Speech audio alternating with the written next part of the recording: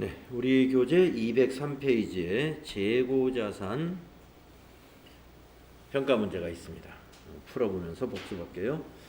다음 재고자산 평가에 대한 설명 중 옳지 않은 것은 이랬는데요. 1번 기말 재고 단가 결정은 개별법, 선입선출법, 후입선출법, 평균법 등의 방법에 의한다. 맞았네요. 2번 재고자산의 시가가 장부금액 이하로 하락하여 발생하는 평가 손실은 매출 원가에 가산하며 재고자산의 차감 계정인 재고자산 평가 충당금으로 회계 처리한다. 맞죠? 네. 다음 3번 정상적으로 발생한 감모 손실은 매출 원가에 가산하고 비정상적으로 발생한 감모 손실은 영업의 비용으로 분류한다. 맞죠? 원재료를 투입하여 완성할 제품의 시가가 원가보다 높을 때에도 원재료의 순실현 가치가 취득 원가에 미달한다면 저가법을 적용한다. 높을 때는 안 합니다. 낮을 때. 그래서 원재료를 투입하여 완성할 제품의 시가가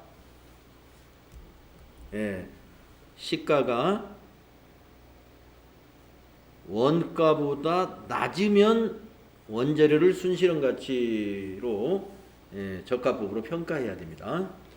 높을 때는 안 하는 거죠.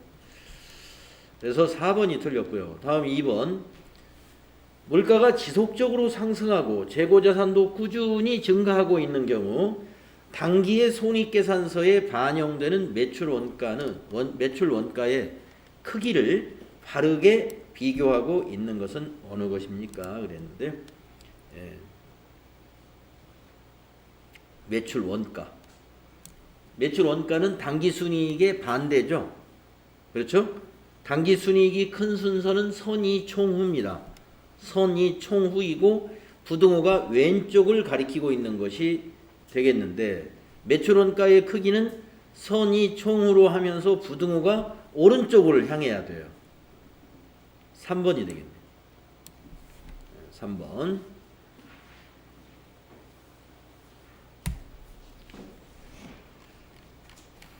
다음에 3번 문제는요.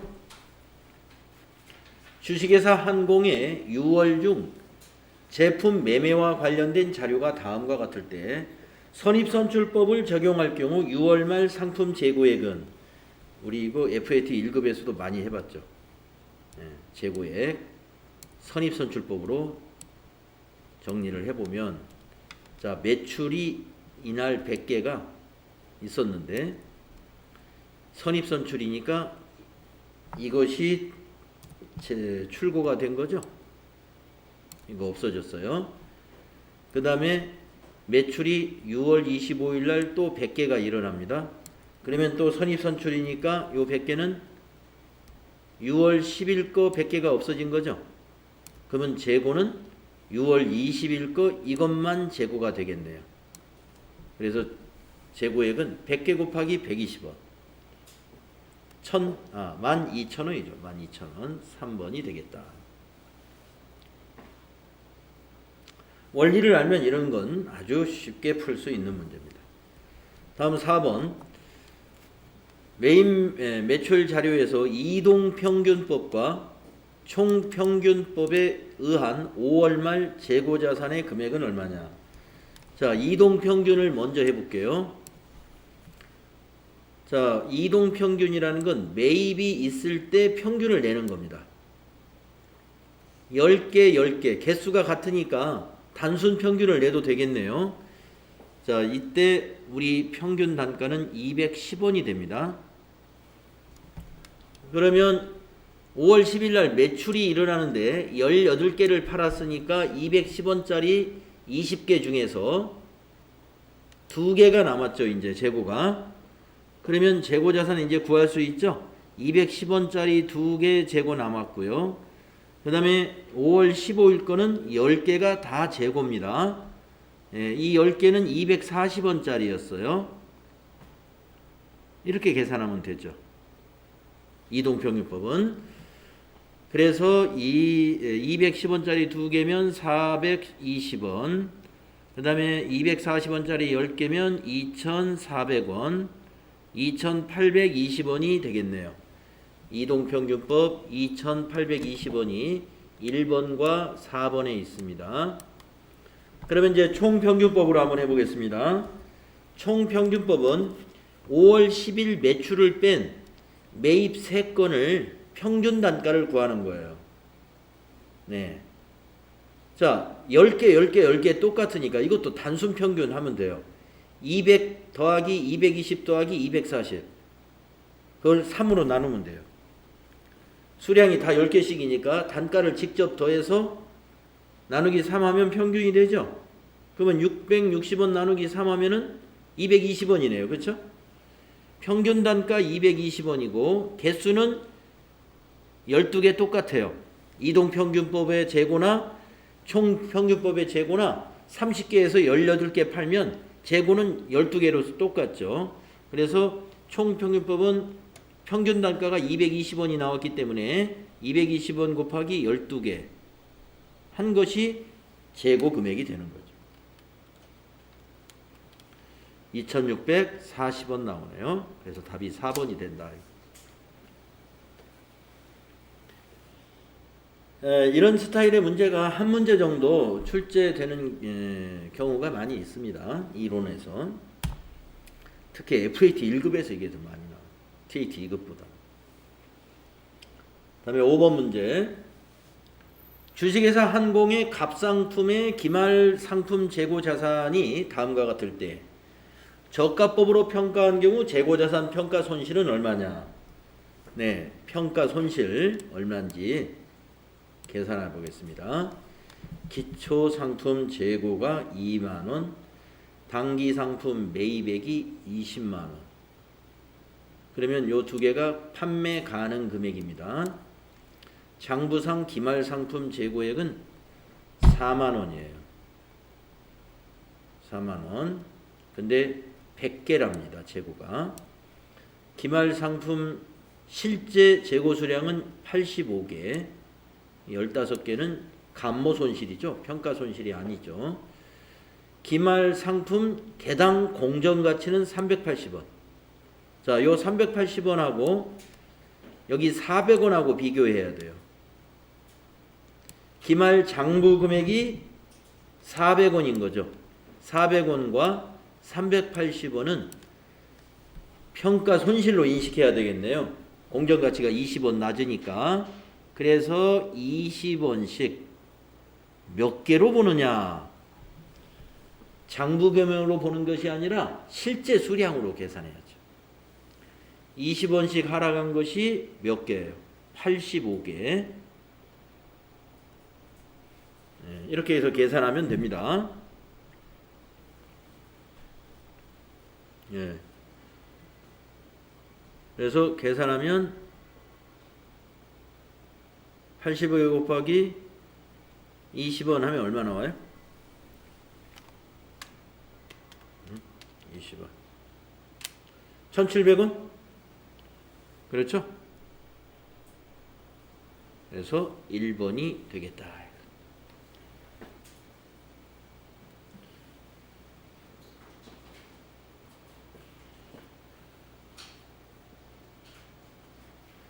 감모 손실을 구할 때는 장부상 요 400원을 적용할까요?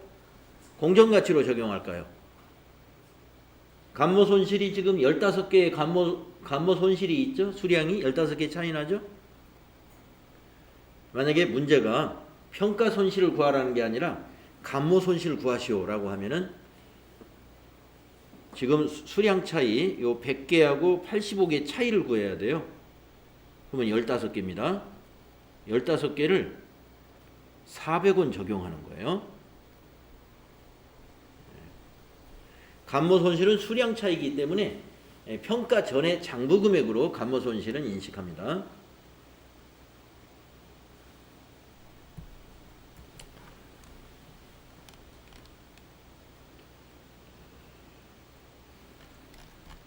자, 6번 문제.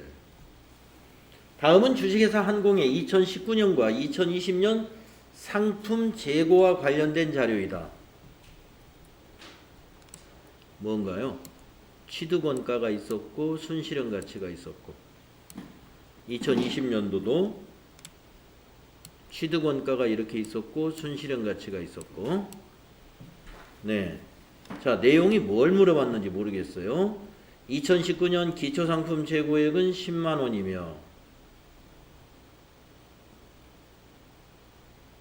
2019년도와 2020년도의 당기 상품 매입액은 각각 50만원과 60만원이다. 네. 19년 기초 재고 자산의 재고 자산 평가 충당금은 없으며 취득 원가와 순실현 가치는 같다. 취득 원가와 순실현 가치가 같다. 2019년에 기초에. 예. 또한 주식회사 한공은 재고자산 평가 손실과 재고자산 평가 손실 환입을 매출 원가에 반영한다. 네, 반영해야죠. 자, 질문이 뭐예요? 2019년과 2020년도에 매출 원가가 얼마냐 하는 거죠. 2019년도 매출 원가. 그러면 2019년도에 기초상품 재고액이 10만원이죠. 10만원 더하기 당기상품 매입액. 자, 2019년도에 보니까 여기 당기상품 매입액 알려주더라고요.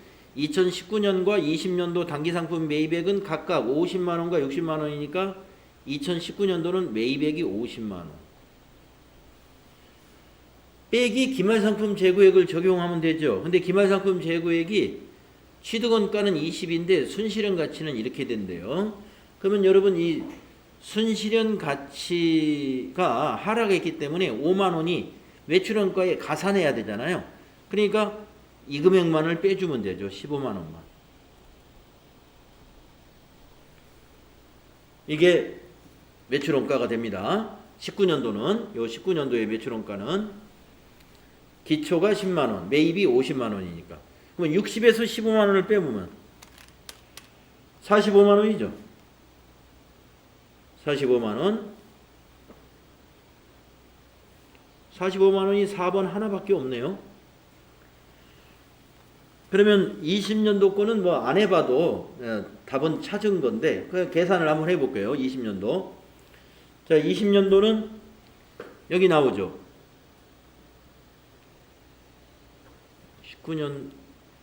20년도는 기초상품 재고액이 이게 넘어오는 거잖아요. 전기께 넘어오는 거니까 20년도는 자 15만원이 기초입니다.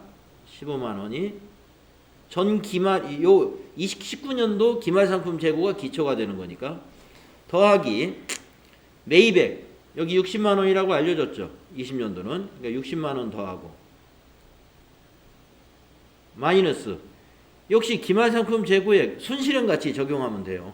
10만원.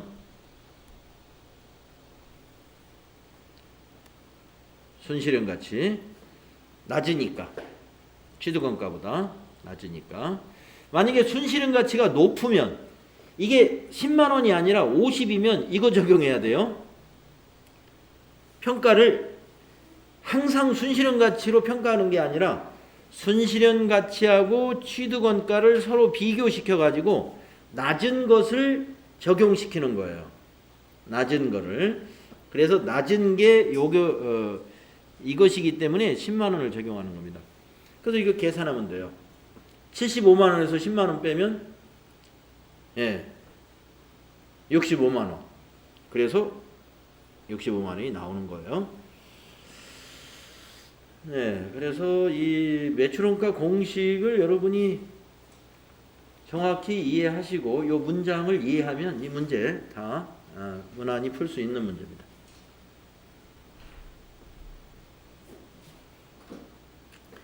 자, 다음 문제.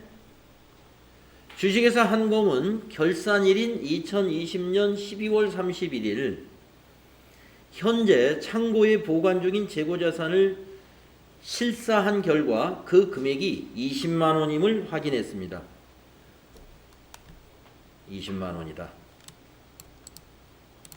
그런데 이 금액에는 보기와 같은 사항들이 반영되지 않았습니다. 이 사항들을 적정하게 반영할 때 주식회사 한공의 정확한 재고자산 금액은 얼마일까요? 그러니까 요 20만 원은 창고에 있는 것만 계산했다는 거죠. 그러면 보기에 있는 걸 보겠습니다. 20년 12월 29일에 A 회사의 선적지 인도 조건으로 수출한, 그러면 우리 회사는 지금 판매한 회사예요. 수출한 상품이 12월 31일 현재 아직 운송 중이다. 자, 운송 중인데 선적지 인도 기준이랍니다. 그러면은 매입자의 재고자산이에요. 그렇죠? 선적지 인도 기준은 매입자의 재고자산이라고 그랬습니다. 근데 지금 이거는 수출을 했기 때문에 우리가 판매자예요. 그러니까 우리 재고자산 아니니까 이거는 무시하면 되죠. 다음에 두 번째, 12월 26일 시용 판매 조건. 여러분, 시용 판매라는 건 사용해보고 판매하는 거죠. B회사에 인도한 상품 중에 12월 31일까지 매입 의사 표시를 받은 상품의 원가는 2만 원이다. 3만 원 중에 매입 의사 표시를 받았대요. 그러면 이 받은 거는 재고가 아니죠, 이제. 판매가 확정됐으니까. 그러나 만 원은 의사 표시를 안 한 상태이기 때문에 우리 창고에는 없지만 재고로 인식해야 됩니다. 그래서 만 원은 플러스 해야 되겠어요. 3만 원 중에 2만 원 빼고, 그죠? 다음에 12월 27일에 C회사로부터 도착지 인도 조건으로 상품을 수입하였는데, 수입이면 우리가 매입자입니다. 12월 31일 현재 아직 도착하지 않았다. 도착지 인도 기준은 도착을 해야 매입자의 재고가 되죠. 그럼 우리 입장에서는 이거 아직 재고가 아닙니다. 그러면 밑에 보기에 있는 것 중에서 만 원만 재고에 반영을 해야 돼요. 그래서 1번 21만 원이다. 이런 계산이 가능하겠네요. 네. 자, 재고자산 이론 문제 7개 풀면서 복습을 했습니다.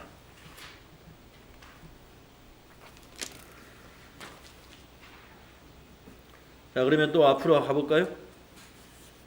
이제 비유동자산으로 넘어가겠네요. 비유동자산.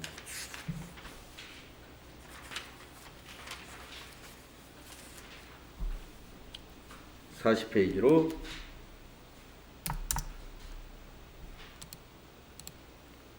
가봅니다.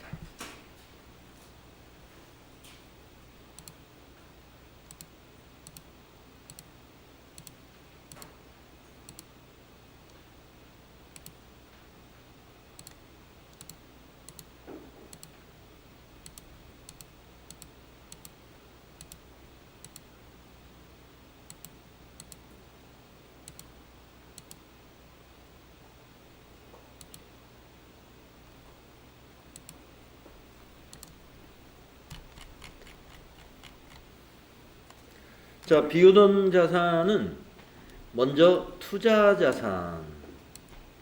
자, 비유동 자산에는 투자 자산, 유형 자산, 무형 자산, 기타 비유동 자산 이렇게 네 가지로 분류되어 있죠.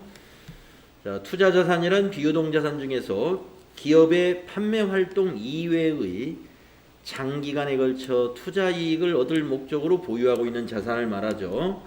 여기 개정 과목들 쭉 나열되어 있습니다. 장기성 예금, 장기 금융상품 투자자산이고요. 특정 현금과 예금도 투자자산입니다. 매도 가능 증권 투자자산이죠.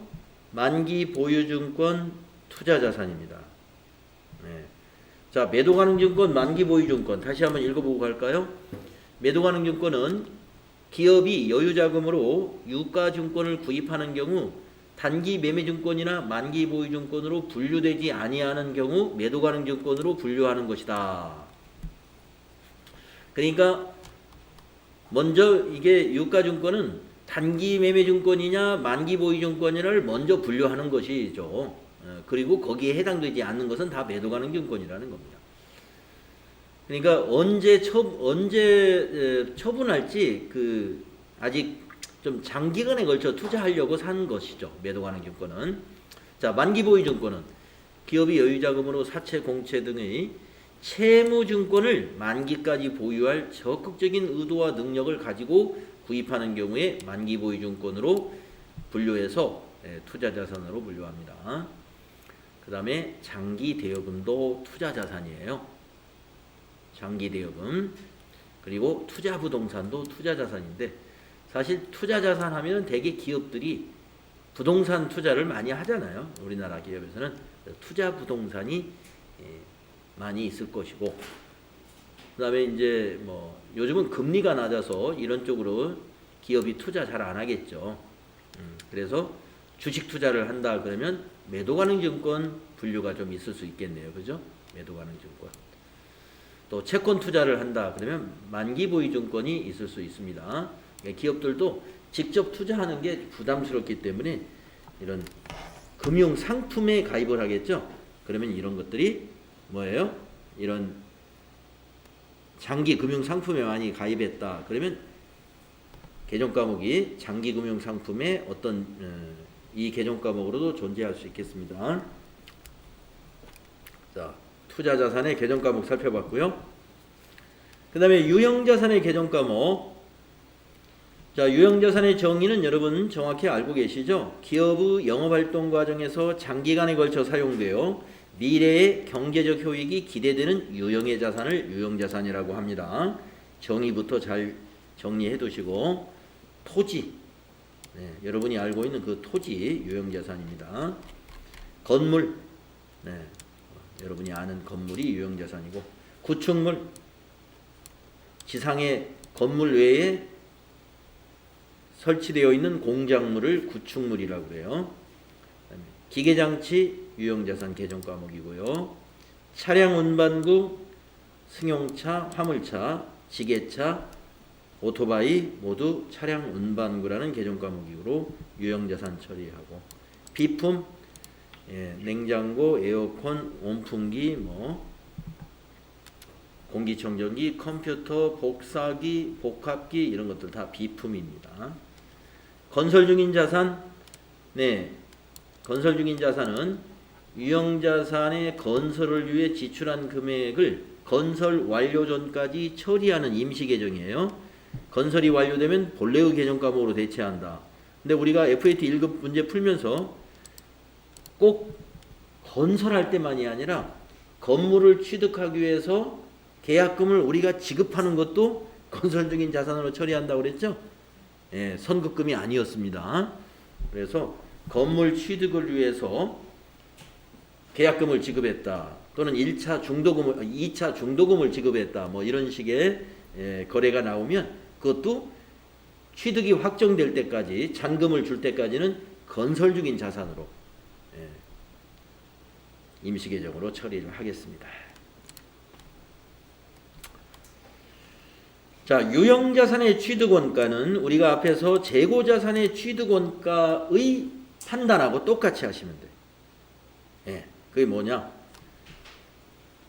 유형자산은 이제 영업에 사용할 자산이니까 그 유형자산이 영업에 사용되기 위해서 가동하는 데 필요한 장소와 상태에 이르는데 직접 관련되는 원가 모두 포함시킨다. 취득과 관련된 비용 모두 포함해서 취득원가로 보는 것이다. 그래서 구체적으로 이제 9번까지 쭉 나열을 했는데 한번 읽어보고 가면 될 것 같습니다. 어떠한 항목들을 추가해야 되느냐. 1번 설치 장소 준비를 위한 지출도 취득원가요. 외부 운송 및 취급비도 취득원가, 설치비도 취득원가, 설계와 관련하여 전문가에게 지급하는 수수료도 취득원가. 이런 건 이제 설계 같은 거니까 건물 같은 거를 얘기하는 거죠.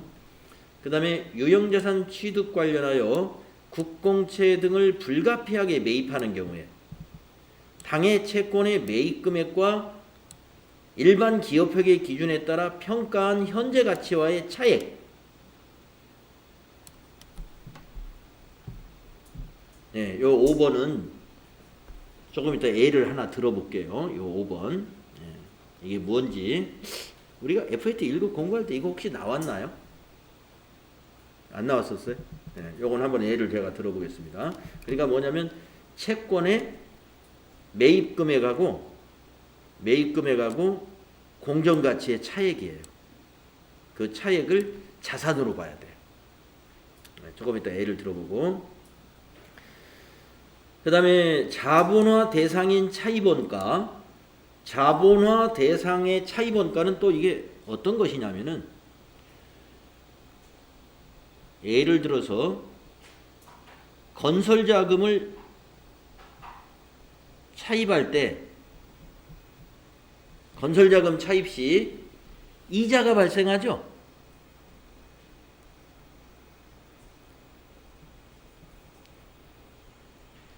이자 발생한 부분 이것도 자본화 대상인 차입원가로 봐서 자산으로 처리합니다. 그 다음에 취득세, 등록세, 취득등록세, 유형자산 취득과 관련된 세금들이죠. 그렇다고 재산세가 자산은 아니죠. 재산세는 보유와 관련된 세금이기 때문에 그래서 이거는 유형자산 취득과 관련 세금, 취득세, 등록세를 말하는 거고 그 다음에 해당 유형자산의 경제적 사용이 종료된 후에 원상회복을 위하여 그 자산을 제거 해체하거나 또는 부지를 복원하는 데 소요될 것으로 추정되는 원가가 충당 부채의 인식 요건을 충족하는 경우 그 지출의 현재 가치 이것을 복구 원가라고 그래요. 네, 복구 원가. 무슨 얘기냐 하면요.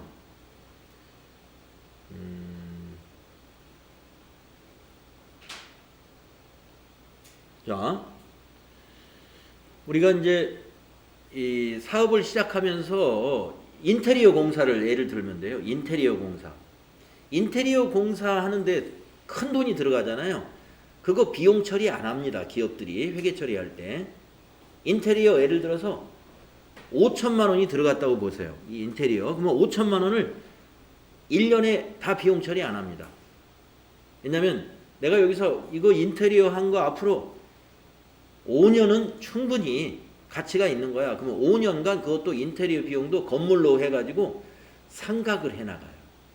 자, 그런데 복구 원가까지 포함해야 돼요. 뭐냐? 예를 들어서 이 건물을 5년 계약했어요. 5년 후에는 임대인에게 이걸 내줘야 돼. 그러면 내가 이번에 사업을 시작하면서 5천만 원 건물로 잡아서 회계 처리했느냐? 했단 말이에요. 근데 그건 나중에 철거 비용까지 같이 넣어서 회계 처리할 수 있어요. 왜냐면 5년 후에 이 인테리어 한 거, 칸막이 한 거, 뭐 이런 거 다른 거 전부 어떻게 해요? 원상 복구 시켜주고 나가야 되잖아요. 그래서 그 철거 업체 하다가 이거 철거하는 데는 얼마 들어가죠? 예. 만약에 500 정도 들어간다 그러면 인테리어 비용 더하기 철거 비용 해서 건물로 잡을 수 있다. 그런 이야기입니다.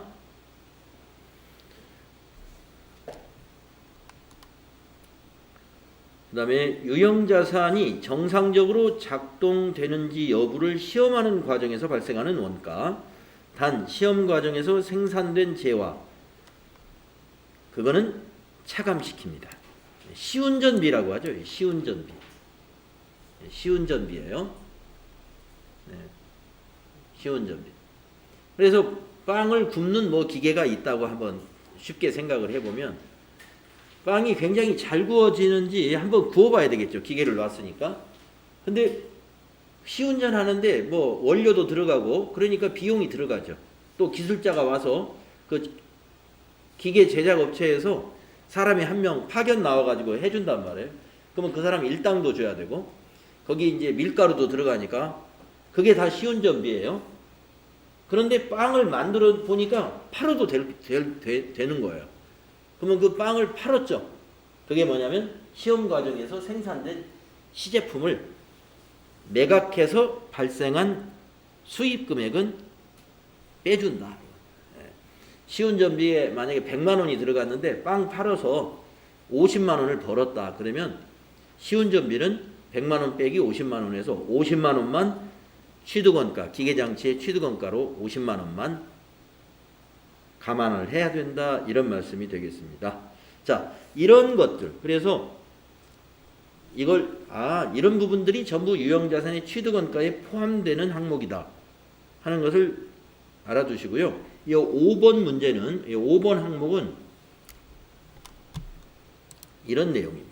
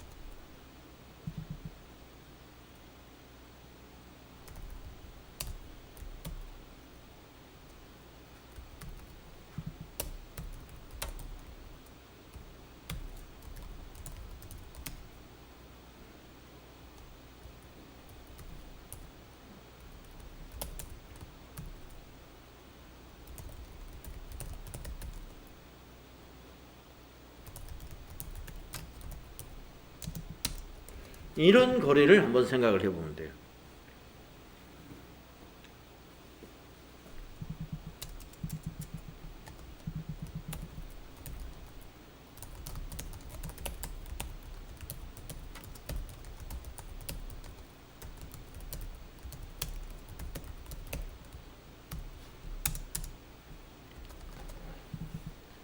네, 우리가 실제로 승용차를 산다든가 이렇게 하면은요, 그 기관이 어느 기관인지는 모르겠는데, 하여튼 그 도로관리공단이라고 그러나요? 하여튼 그 우리나라 그 교통 인프라를 그 구축하기 위해서 그 채권 발행을 합니다. 그 자금으로 쓰려고. 그런데 우리가 이제 개인들은 그 자동차 회사 영업사원이 견적을 낼 때 사장님 요 공채를 사야 되는데요. 공채가 예를 들어 30만 원이에요. 근데 팔면 26만 원 받을 수 있으니까 파신다면은 저한테 4만 원만 주면 됩니다 하면서 파실 거예요? 그러면 팝니다. 그러면 견적서에 4만 원만 적어요. 아니 그냥 그 공채 내가 살래. 그러면 30만 원을 견적해야 되겠죠. 자, 그래서 차이가 납니다. 그 공채를 그날 처분하는 시중 시가하고 공채의 액면 금액하고는 당일 시점에서 차이가 나죠. 이 차이를 자산으로 인식해야 된다. 그 얘기예요. 아까 여기 5번에 있는 설명이 이 얘기입니다. 자, 그러면 분계가 어떻게 되는지 한번 해볼까요? 차량 운반구가 3천만 원이 아니라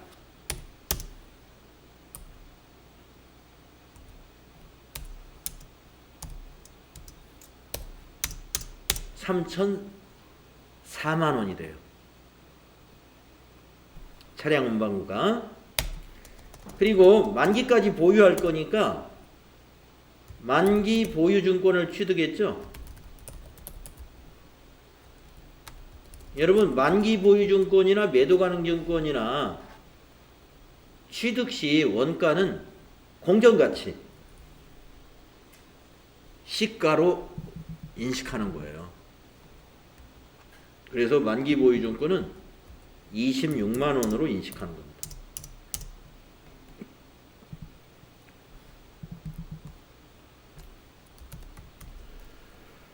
자, 대변은 보통 예금에서 인출한 금액이 3천만 원이니까 보통 예금 자산 감소 3천만 원이 되겠고, 현금으로 얼마를 지급했냐면 30만 원 지급했죠. 현금이라는 자산은 30만 원 감소하고, 회계 처리를 이렇게 해야 합니다. 결국에 공채의 액면금액과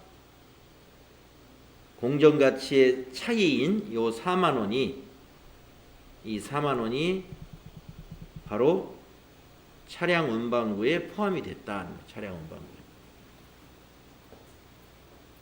취득원가에 포함시킨다. 이거는 이제 TAT 2급에서는 이런 스타일의 문제가 전표 입력 문제로, 전표 입력 문제로 실제로 기출 문제에 있습니다. 그래서 이건 좀 정확하게 회계 처리하는 것을 정확하게 알고 있어야 되고요. 그러면서 동시에 이 내용을 이해를 하실 수 있겠죠. 자, 그 다음에 다음 페이지 보시면 유형자산 취득 후 지출 정리해 놓았습니다. 취득 후 지출, 우리 FAT 1급에서 다 배웠죠. 자본적 지출과 수익적 지출이 있죠.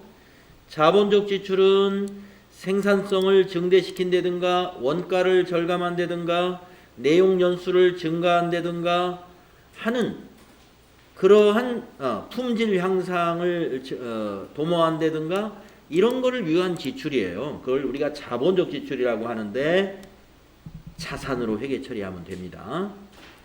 예를 들면 건물에 에스컬레이터를 설치했다든가 건물을 증설했다든가 하는 것들이 자본적 지출.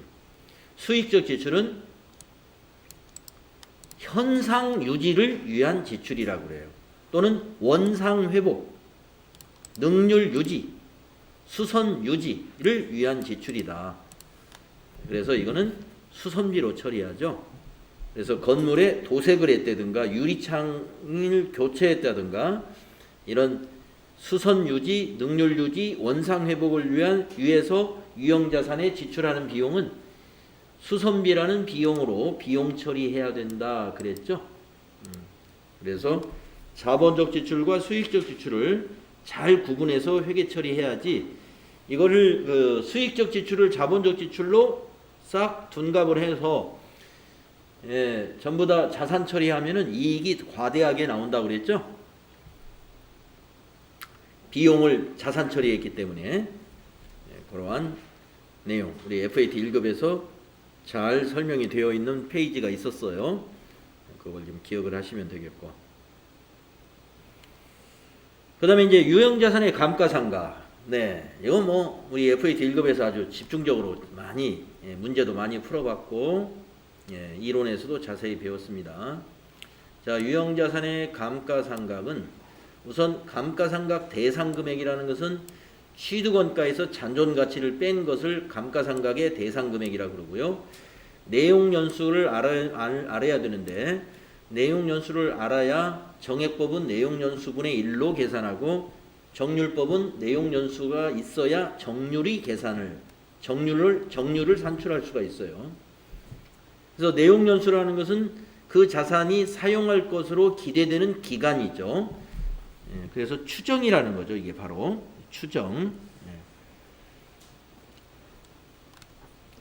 그래서 여러분이 이제 저기 한 조금 뒤에 가면은 저 회계의 변경이라는 부분이 있는데 그때 추정의 변경이라는 부분이 있어요. 추정의 변경에 보면은 대부분 다 감가상각 관련된 것들이에요. 왜냐하면 감가상각비의 계산이라는 게 내용 연수 자체가 추정이기 때문에 뭐 내용 연수를 고친다든가 뭐 정액법을 정률법으로 바꾼다든가 이런 것 감가상각과 관련된 모든 뭐 잔존가치가 이런 것 잔존가치의 결정 이런 것들이 다 확실한 게 아니거든요. 추정이죠. 그래서 추정의 변경을 찾아라 그러면 감가상각 관련된 변경사항이 답이에요. 그거는 뒤에서 또 이 얘기할 거고요. 그리고 이제 감가상각하는 방법에는 잘 알죠. 정액법, 또 정률법, 연수합계법, 생산량 비례법. 그래서 이 공식도 우리 FAT 1급 할 때 제가 다 여러분들 정리했었죠. 정액법은 감가상각 대상 금액을 내용연수로 나누면 됩니다. 곱하기로 할 때는 내용연수분의 1을 곱하는 거고요. 정률법은 미상각 잔액을 곱하기 정률로 계산하는 거고요. 연수합계법은 앞부분은 정액법하고 똑같아요. 감가상각 대상 금액을 곱하기 내용연수분의 내용연수의 역순 나누기 내용연수의 합계 이렇게 계산하면 되고 생산량 비례법은 감가상각 대상 금액을 곱하기 당기의 생산량 나누기 총 예정 생산 가능량으로 나눠주면 됩니다. 그러면 각각 1년분 감가상각비가 계산이 되는 것이죠. 이 공식 반드시 알고 있어야 되고요.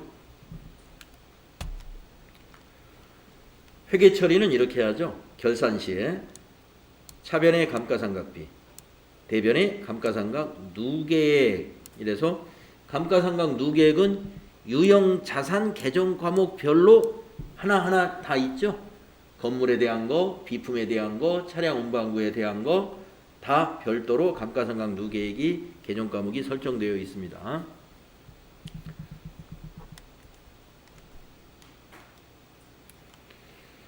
그리고 이제 유형자산은 이렇게 감가상각을 하면서 쭉 사용을 하다가 내용연수 끝까지 다 사용하는 경우도 있지만 아니면 내용연수 끝나고도 처분하는 경우도 있죠.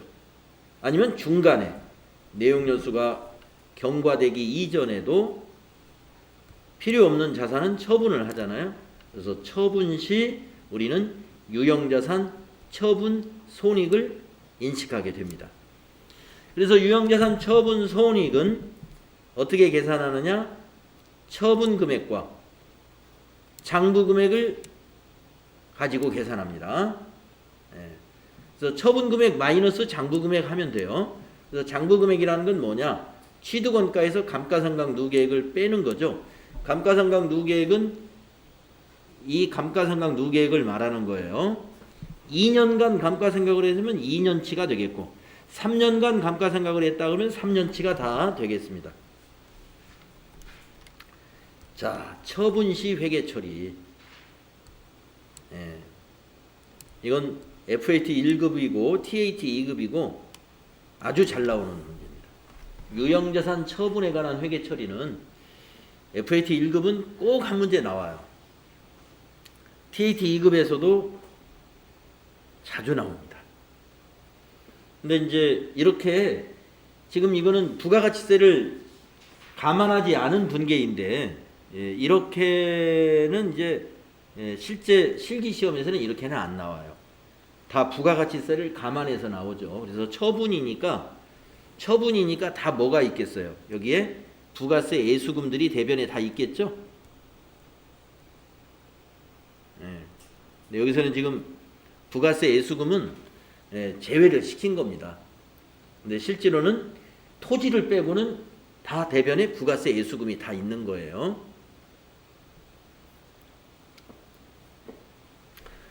그래서 유형자산 처분에 관한 분계는 뭐 확실하게 알아두셔야 되는데 이거 뭐 설명을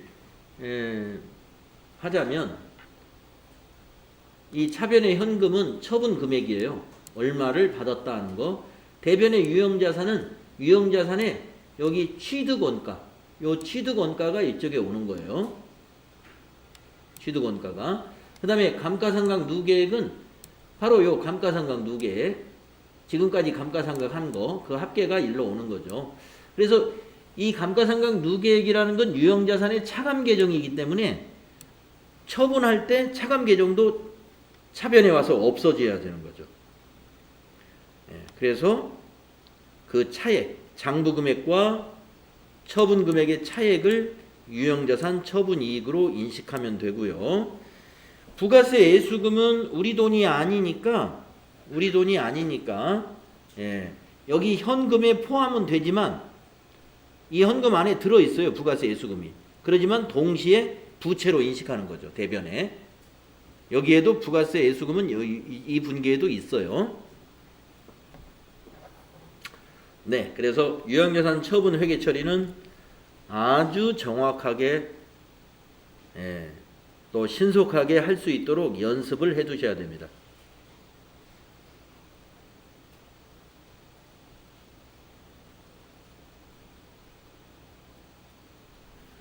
자, 유형자산의 추가적인 내용들이 그 뒤에 나옵니다. 여기 42페이지까지는 사실은 FAT 1급에 있었던 거 지금 복습한 셈이 됐어요. 근데 지금 뒤에 보니까 무상취득, 교환거래, 그 다음에 재평가, 이것과 관련된 회계 처리가 밑에 뒤에 나오네요. 여기는 좀 더 자세하게 이해를 하면서 또 예제를 또 해보면서 해야 될 것 같아요. 그래서 10분간 쉬었다가 43페이지부터는 쉬었다가 하겠습니다.